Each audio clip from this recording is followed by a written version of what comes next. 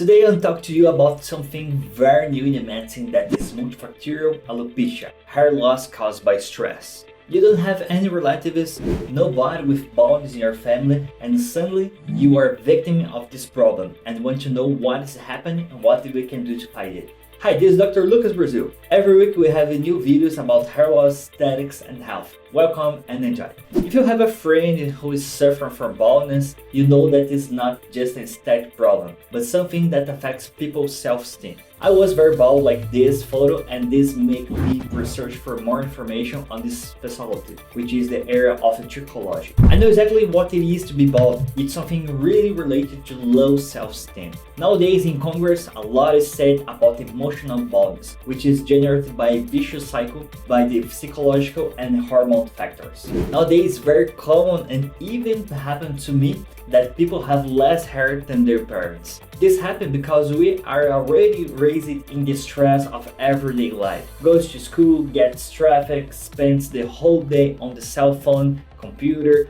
and the person grows up in an environment full of stress, generating emotional problems, and this reflects mainly on the scalp. And how does it work? Our scalp has glands that produce the hormone cortisol, the hormone responsible for stress. When cortisol is at the high level, it ends up making the hair not grow or even die, entering in apoptosis. That's why many people who have no family history of baldness and do not have a hormonal problem are suffering from alopecia associated with psychological problems. Besides, this emotional part leads to lack of sleep and tiredness, reducing the levels of the hormone GH, which is responsible for hair growth. So if the person does not have a restful sleep, if they use drugs like Rivotril to sleep, he is anesthetized and does not end up generating restorative sleep that will release hormones that make the hair grow. The person who does not eat well ends up generating oxidative stress, which are the free radicals that are in the body,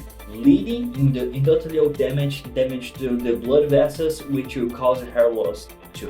Remember that the hair is multiplying 24 hours a day. It's a lot of energy needed and it needs a lot of oxygen too. If the person already has this vascular injury, they will end up with not receiving the necessary nutrients for hair growth, also causing this problem. Especially if you smoke, your hair has reduced vascularity. Anxious people sometimes end up having foot problems, causing irritable bowel syndrome, which can lead to constipation, diarrhea, and inflammation of the lymphatic system, which will produce the abnormal lymphocytes that are the defense cells. Gut disease have been proven to be very related to hair loss, especially the alopecia associated with psychological problems. We can mention here, for example, alopecia areata, in which the lymphocyte is improperly formed, and instead of attacking the virus, it will attack the hair, generating a focus of hair patch and beard patch. And this problem is more and more common. It's also worth remembering that anxiety and depression are also cause of this type of alopecia. Sadness and anxiety generate hair loss, and when people look at the hairs falling, they get more nervous, and that will generate a